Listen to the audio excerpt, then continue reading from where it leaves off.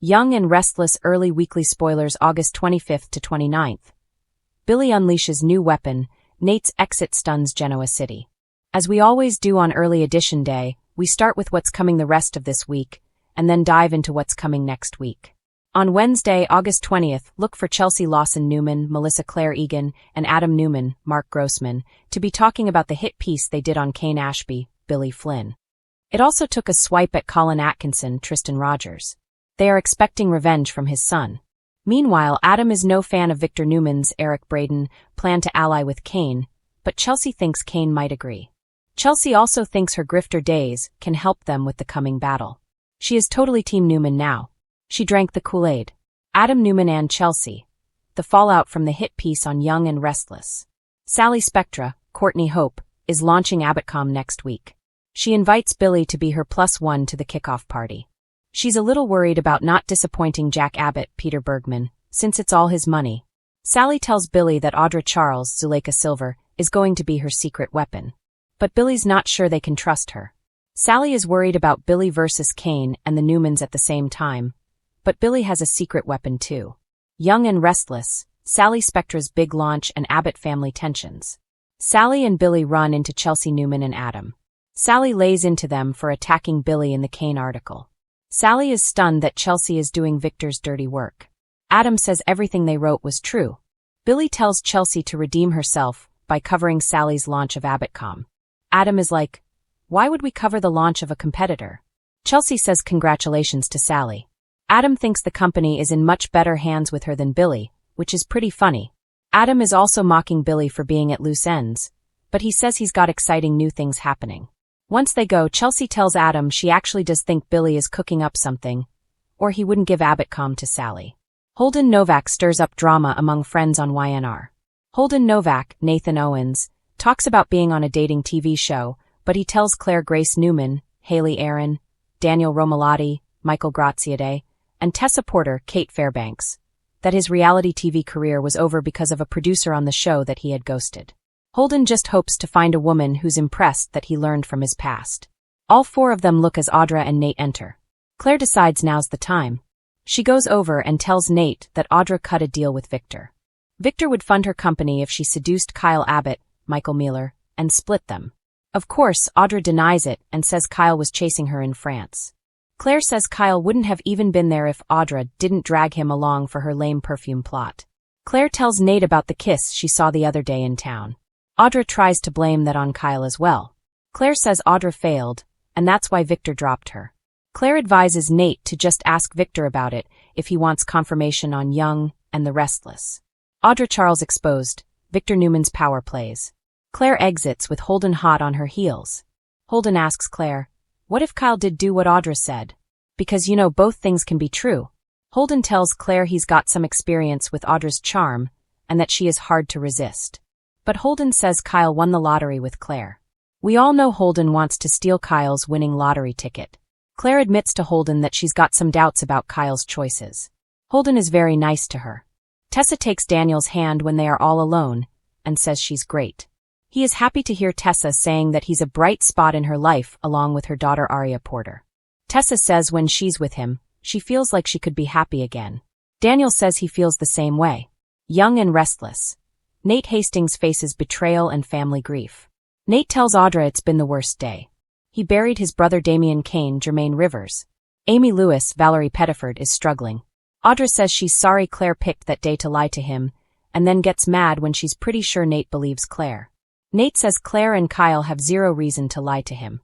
Also, Nate says everything Claire said lines up with the timelines of what he knows are true. He's not experienced Claire telling him any lies. Audra claims it's Kyle who is lying and has tricked Claire, but Nate doesn't think she's that gullible. Audra says Victor's right about it, and Kyle will break Claire's heart. That seals it. Nate says, how would you even know what Victor thinks about any of this if you weren't doing business with him? Well, Audra's mouth got her busted. Young and the Restless spoilers. Victor Newman's decisions shock Genoa City. Thursday, August 21st, Victor makes a decision that shocks people. This could be about the Kane alliance. It could be about him telling Claire he's going to drop his vendetta against Kyle, which I would not believe for a moment. Also, Jack gives Kyle some advice. I'm sure it's about his situation with Claire, Victor, and Audra and the mess.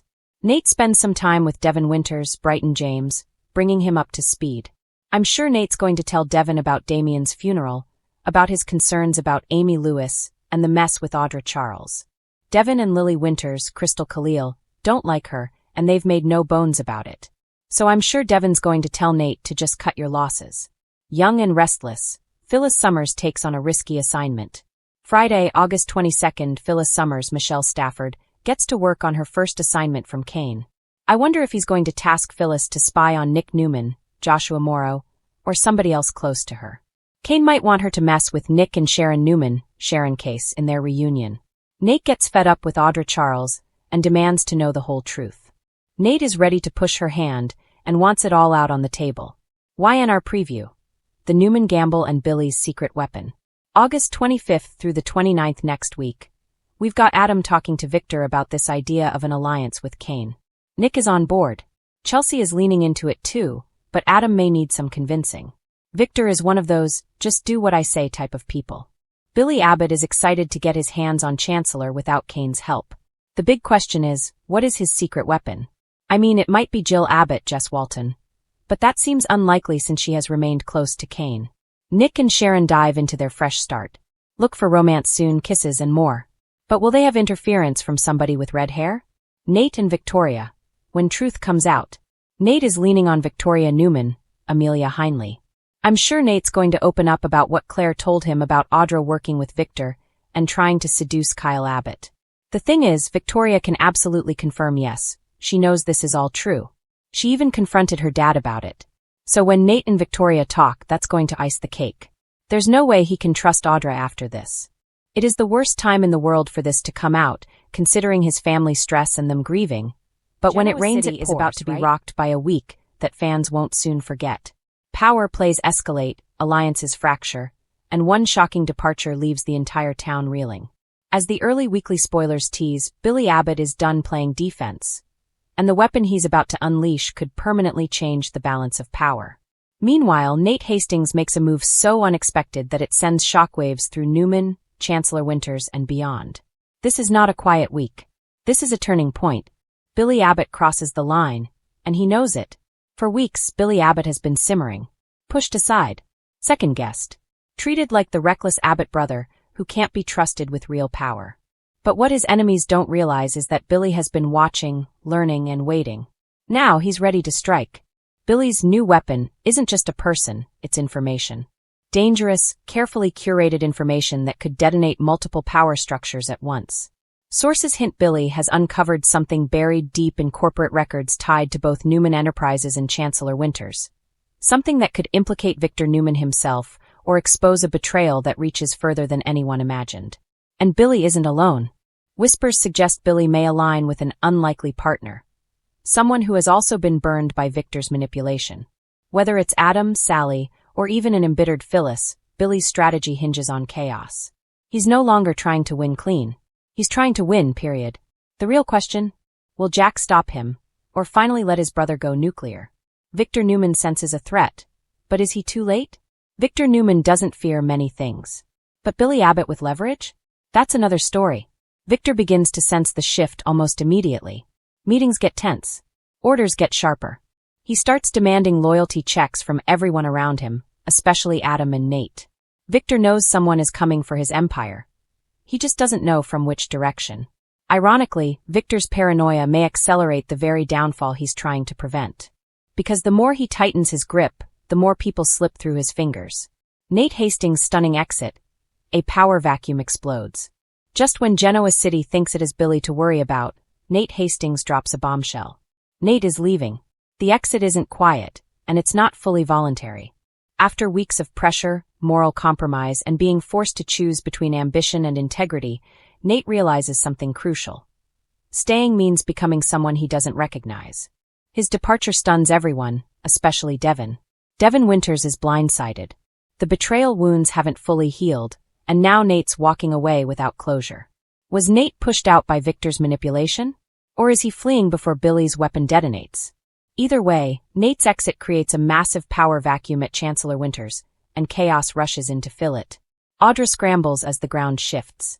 No one feels the aftershock of Nate's exit more than Audra Charles. Audra suddenly finds herself exposed. Without Nate shielding her moves, she's vulnerable, and she knows it. Her connections to Victor come under scrutiny, and Devin starts asking questions he should have asked months ago. Audra's instinct is survival.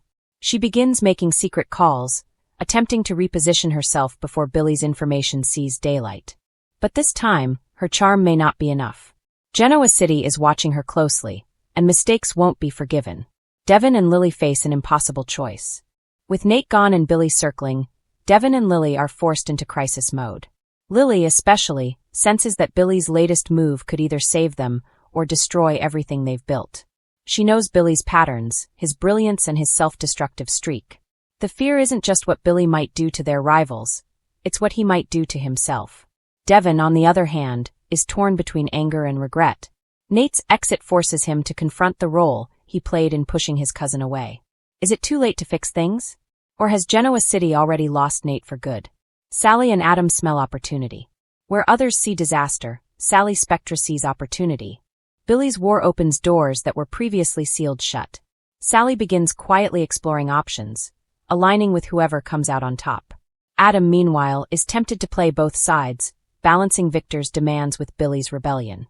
This week may determine whether Adam finally breaks free from Victor's shadow or sinks deeper into it. The fallout is just beginning. By week's end, the damage is undeniable. Billy's weapon has been activated. Nate is gone.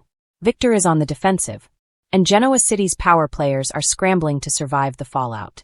But perhaps the most haunting question lingers in the air. What if Billy's right?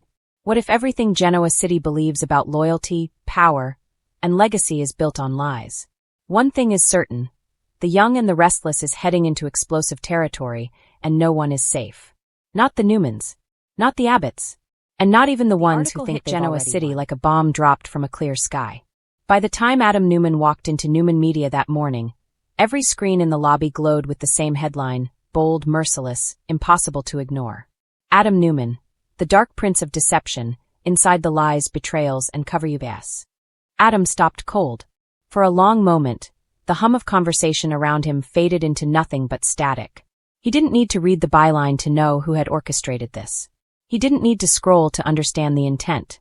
This wasn't journalism, it was an execution. And it had been timed perfectly. The exposé laid out a ruthless narrative. Selective truths twisted into lies, past sins dragged into the present, private business dealings framed as criminal conspiracies. Every paragraph was designed to confirm the worst suspicions Genoa City had ever whispered about him. By the time Adam reached his office, his phone was vibrating nonstop. Board members, advertisers, reporters, and one missed call from Victor Newman. That one burned the most. Adam slammed the door behind him and threw his jacket over the chair, jaw tight as he skimmed the article. Whoever wrote it had access. Deep access. This wasn't rumor. It was insider information weaponized for maximum damage. Someone he trusted had handed him over to the wolves. Within hours, the fallout began. Advertisers pulled contracts citing brand risk. A high-profile partnership quietly paused pending investigation. Social media lit up with hashtags calling for Adam's resignation. Even longtime employees avoided eye contact, fear and doubt seeping into their expressions like poison. Adam had been hated before. Condemned. Blamed. But this was different. This was calculated to erase him. Chelsea Lawson was the first to confront him. She stormed into his office without knocking, the article clenched in her fist, eyes blazing. "Tell me this isn't true," she demanded. "Tell me someone didn't dig this up because you gave them the shovel." Adam exhaled slowly. "You think I'd sabotage myself? I think you've done reckless things before," Chelsea shot back. "And this looks like someone finally caught you." The words cut deeper than Adam expected. "Chelsea," he said quietly, "if I were guilty of half of this, I'd already be in handcuffs." She hesitated, but doubt lingered. That was the real victory of the hit piece. Not the lies, but the uncertainty it planted. Across town, the Newman family gathered like vultures circling a wounded animal. Victoria wasted no time hiding her satisfaction. "This is exactly why you can't be trusted," she said coolly. "You bring chaos everywhere you go. Newman Enterprises doesn't need this stain." Nick looked torn, frustration etched across his face. "Adam, if there's something you're not telling us." "There isn't," Adam snapped. "But I see how fast you're all ready to believe the worst." Victor sat silently, fingers steepled, eyes unreadable. Finally he spoke. "This didn't come from outside," Victor said. "Someone close wanted you destroyed." Adam met his father's gaze, something fierce flickering between them. "Then help me find them. Or admit you won't." The room went still. Victor didn't deny it. He simply said, "You've made enemies, son." That was when Adam understood. This wasn't just about taking him down. It was about isolating him. By nightfall, the real damage surfaced. Connor. Adam found his son sitting quietly in the living room, tablet in hand, eyes wide and frightened. "Kids at school sent me this," Connor said softly. "They said you're a bad man." Adam's chest tightened. He knelt in front of him. "People say things when they're angry or scared. But I need you to know something. No article decides who I am to you." Connor nodded, but the hurt lingered. And that hurt ignited something dangerous inside Adam. This had crossed a line. The next day, Adam went on the offensive. He canceled interviews, cut off access, and began digging, pulling security logs, metadata, internal emails. He didn't sleep, didn't eat, every instinct sharpened by rage and clarity. And then he found it. A draft file. Time-stamped weeks before publication. Stored on a server only 3 executives could access. One name stood out. Billy Abbott. Adam laughed, low, bitter, almost impressed. Billy's fingerprints were all over it. The carefully leaked documents. The anonymous source quoted repeatedly. This wasn't about truth. It was revenge dressed up as morality. Instead of exposing Billy immediately, Adam did something unexpected. He waited. He let the outrage burn hotter. Let Billy soak in praise for brave reporting and holding power accountable. Let Genoa City believe Adam Newman was finally finished. Then Adam struck. At a packed press conference meant to announce his resignation, Adam stepped to the podium with calm precision. "I've been accused of many things," he said evenly. "Some fair, many not. But today, I'm here to talk about manipulation, and who truly profits from it." Screens behind him flickered to life. Metadata. Emails. Drafts. Billy Abbott's name appeared in black and white. Gasps rippled through the room. "This hit piece," Adam continued, "wasn't about accountability. It was about control. About using the media as a weapon to destroy someone you hate." Billy's face drained of color. "And the truth?" Adam finished. "The truth is a lot harder to bury." By the end of the day, the narrative shifted. Billy denied it, backtracked, blamed sources. But the damage was done. Adam wasn't cleared, not fully. The stain remained. Trust doesn't snap back into place overnight. But Adam Newman was still standing. As he walked away from the wreckage, he knew one thing with brutal certainty. Genoa City hadn't broken him. They had reminded him who he was. And next time, he wouldn't just survive the fallout. He'd make sure no one ever tried it again. Had been palpable all week. Social media buzzed with whispers, screenshots, and speculations. Sally Spectra was about to make her big launch. After months of secret planning, late nights in her studio, and a relentless drive to outdo herself, Sally was finally ready to unveil her new fashion line, Spectra Luxe. But Genoa City was rarely a town that celebrated success without stirring drama in the shadows. Sally's showroom glimmered with anticipation. Glittering chandeliers reflected off sleek mirrors, mannequins displayed avant-garde dresses in every hue imaginable, and a red carpet led up to the main floor where Sally herself had rehearsed her speech dozens of times. She wore a striking deep emerald gown that seemed to command attention, her hair cascading in perfect waves. Her heart thumped, not just from excitement, but from the knowledge that the Abbotts were going to be there. Across town, at the Abbott mansion, the atmosphere was far less celebratory. Victor Abbott had called a family meeting that morning, one he insisted was urgent. Jack, Ashley, and Kyle gathered in the grand drawing room, faces tense. "This is getting out of hand," Victor said, his voice low but sharp. "Sally Spectra is out there trying to take a piece of what belongs to the Abbotts. I don't care how polite she is about it. She's encroaching on our market, our legacy. And I won't stand for it." Ashley exchanged a worried glance with Jack. "Victor, she's a fashion designer, not a competitor in the pharmaceutical industry. Maybe you're overreacting." Victor's jaw tightened. "Overreacting?" "Ashley, she's bold, ambitious, and smart. She's using every connection she has, and before you know it, Spectra Luxe could be the next big name in high fashion. And that reflects on the Abbotts whether you like it or not. This is about influence, power, legacy." Kyle sighed, running a hand through his hair. "Can't we just let her have her launch? I mean, Sally's always been dramatic, but she's not dangerous. Not like some of the others we've dealt with." Victor's glare could have frozen water. Kyle, every move in Genoa City is a chess game. Sally's next step might not be to sell dresses. It could be to leverage relationships, sway opinions, and, mark my words, make the Abbotts look like the old guard. We're a family built on dominance, and we don't lose ground. Meanwhile, at the launch, Sally had taken the stage. A hush fell over the room, punctuated by flashes from cameras and murmurs of admiration. She beamed, every inch the rising star of Genoa City's fashion scene. "Ladies and gentlemen," she began, her voice confident, yet with a spark of vulnerability. "Thank you for joining me tonight. Spectra Luxe isn't just a fashion line, it's a statement. Every piece represents strength, passion, and the courage to carve your own path. And I promise, this is only the beginning." The crowd erupted into applause, but Sally's eyes scanned for the familiar faces of the Abbotts. Jack arrived first, a polite smile masking his skepticism. Ashley lingered behind, looking uncertain, while Kyle's presence seemed more curious than supportive. Victor, predictably, stayed back, observing from a distance, calculating his next move. Sally continued, unveiling her signature collection, bold silhouettes, shimmering fabrics, and daring cuts that challenged conventional fashion norms. Models glided down the runway with precision, each outfit telling a story of empowerment. As the crowd applauded, Sally's heart swelled with pride. But she couldn't ignore the undercurrent, the subtle tension in the Abbott corner of the room. After the show, champagne glasses clinked, and congratulations flowed. Yet, a storm was brewing behind the smiles. Jack approached Sally first. "Congratulations, Sally," he said, sincere but cautious. "Your designs, they're impressive." Sally smiled warmly, aware of his measured tone. "Thanks, Jack. That means a lot coming from you." But Ashley's words were sharper, more pointed. "You've done well for yourself, Sally, but don't forget, Genoa City doesn't take kindly to those who think they can rewrite the rules. One misstep, and this could all come crashing down." Sally's grin didn't falter. "I've always loved a challenge, Ashley. Besides, I think it's healthy for a city to have a little competition." Victor's approach, however, was colder. He stopped just a few feet away, his presence dominating. "You have potential, Sally. I'll give you that. But potential doesn't make you untouchable. Remember, the Abbotts have been shaping Genoa City long before Spectra Luxe was a dream." Sally met his gaze, unwavering. "And yet, Mr. Abbott, here we are.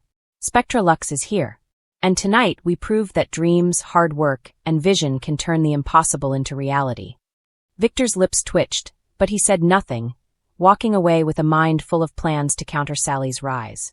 Meanwhile, Jack, Ashley, and Kyle convened in a quieter corner. "I don't know, Jack," Ashley murmured. "Sally's not just a competitor. She's smart, relentless, and people love her. Victor's paranoia might be justified." Jack nodded, concern etched across his face. "We have to be careful. If Spectra Luxe takes off like this, it could shift influence in Genoa City, and not necessarily in our favor. But we need a plan that's smart, not aggressive. Sally's cunning, yes, but so are we." Kyle, for once, seemed to bridge the gap between them. "Maybe it's time we rethink how we approach Sally. Instead of seeing her as an enemy, maybe there's a way to collaborate, or at least coexist without letting things spiral into full-blown war." Back at the launch, Sally mingled with guests, soaking in the applause, praise, and curiosity. Yet she knew the Abbott shadow loomed large. This was only the beginning. Genoa City had a way of turning celebrations into battlegrounds, and she would need every ounce of her wit and charm to navigate it. As the night drew to a close, Sally stepped onto the balcony, looking out over the city lights. The skyline sparkled, reflecting the promise of new beginnings, and the inevitable conflicts to come. She smiled to herself.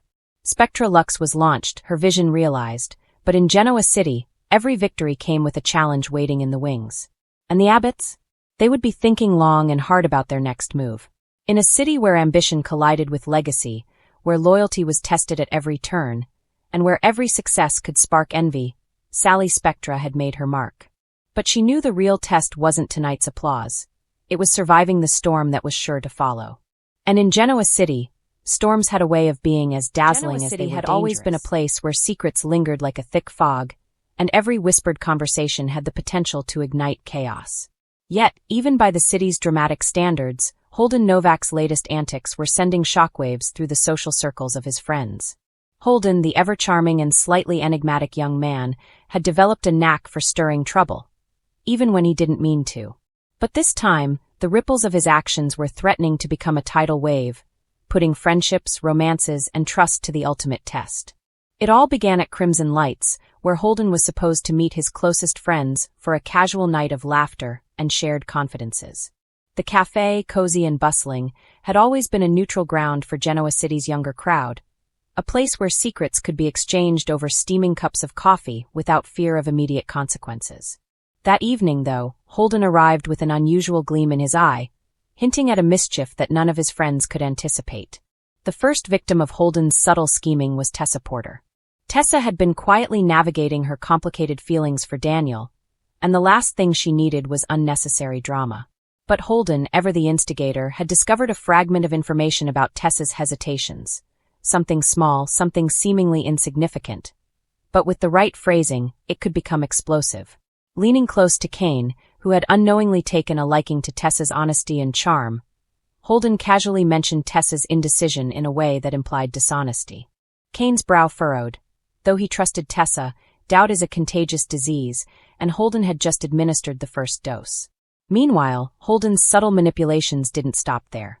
Across the room, he spotted Sally Spectra, who had been nervously preparing for her big fashion launch. Sally, ever ambitious, was surrounded by friends and colleagues, all eager to support her. But Holden, with a sly grin, leaned toward Devon Hamilton and casually remarked, "I hear Sally's new line might be inspired by someone else's designs." Devon, ever the moral compass but also fiercely protective of his friends, looked shocked. Sally, overhearing snippets, felt her stomach drop. Suspicion had been planted, and Holden sat back, watching the seeds of chaos take root. But it wasn't just the romantic entanglements Holden targeted. His friends' financial dealings and professional ambitions were equally fair game. He had learned that Nate Hastings was quietly negotiating a deal that could secure him a promising future in the music industry. With the subtle skill of a seasoned provocateur, Holden approached Nate casually, hinting that someone close to him might be undermining the deal. Nate's confidence wavered, and the ever-stable business acumen that had served him so well suddenly seemed shaky. Friends whispered in corners, wondering who could possibly betray Nate. And Holden, outwardly innocent, smiled to himself, satisfied with the tension he had sown. The real storm, however, began when Holden turned his attention to his closest circle. Those he knew would react most dramatically. He had always had a complicated relationship with Ray Rosales and Sharon Newman, two people deeply intertwined in the lives of many Genoa City residents. A careless comment, a strategically misplaced hint, and suddenly old wounds and rivalries flared. Ray, protective of those he cared about, misinterpreted Holden's words as evidence of betrayal. Sharon, always sensitive to perceived slights, confronted Tessa, whose confusion only deepened the rift. Within hours, Holden had transformed a friendly evening into a minefield of accusations, defensive posturing, and whispered conspiracies. Holden's motives, of course, weren't purely malicious. He often justified his meddling with a mantra of truth first, insisting that exposing hidden tensions would ultimately strengthen bonds. But the truth in Genoa City was a double-edged sword, and Holden wielded it with the precision of a knife. What he considered harmless revelations often had unintended consequences. Friendships strained under the weight of unspoken grievances, romances wavered on the edge of suspicion, and professional trust was tested like never before. By the time the evening drew to a close, the fallout was impossible to ignore. Kane, still uneasy about Tessa's intentions, confronted her privately, demanding honesty in a tone that was both protective and accusatory. Sally, frustrated and hurt, sought reassurance from her friends, unsure who to trust after Holden's insinuations. Nate, meanwhile, was left questioning loyalties in his professional circle, wondering if his big break might be jeopardized by someone he had once considered an ally. Even Devon, normally steady and perceptive, found himself doubting the intentions of those around him, the subtle poison of doubt taking root in his usually clear judgment. Yet, despite the chaos, there was an underlying charm to Holden's actions. He never lied outright. He merely highlighted truths selectively, choosing the right moment and audience to ensure maximum effect. And while his friends were furious, part of them also recognized the brilliance behind his manipulation. Holden was a master of reading people, of understanding fears and desires, and of nudging them toward reactions they might not have otherwise exhibited. The frustration he caused was tempered by admiration, a dangerous combination that left his friends torn between anger and intrigue. In the days following, the drama intensified. Social media buzzed with speculation, as Genoa City residents caught wind of shifting alliances and whispered betrayals. Private conversations erupted into public confrontations. Holden, meanwhile, watched the chaos with a mix of amusement and curiosity, analyzing each interaction, each reaction, like a scientist studying an unpredictable experiment. And though some questioned his intentions, others began to realize that perhaps Holden's meddling had unearthed truths they needed to confront, even if the method had been messy. The most significant tension, however, came when Daniel finally confronted Holden directly. Daniel, always protective of Tessa and unwilling to allow mischief to spiral unchecked, demanded answers. Holden, unflappable, offered a cryptic smile. "I just ask questions, Daniel. Sometimes people don't like the answers they find." The line between mischief and manipulation blurred, leaving Daniel unsure whether Holden was a friend or a provocateur, a loyal ally or a subtle saboteur. By the time Genoa City had processed the evening's drama, one thing was clear. Holden Novak had left an indelible mark on his friends. Bonds had been tested, alliances had shifted, and trust had been challenged in ways that would reverberate for weeks to come. And yet, in classic Young and the Restless fashion, the chaos also offered opportunity. Opportunity for clarity, for reconnection, and perhaps for forgiveness. Holden's story in Genoa City was far from over. His charm, intelligence, and penchant for stirring drama ensured that wherever he went, turbulence followed. But it was precisely this blend of mischief and insight that made him irresistible, dangerous, and unforgettable. And as the city braced for the next wave of revelations, one truth stood out above all. In the world of Young and the Restless, drama was never accidental. And Holden Novak was proof that even a single spark could ignite a blaze of intrigue, passion, and unexpected truth.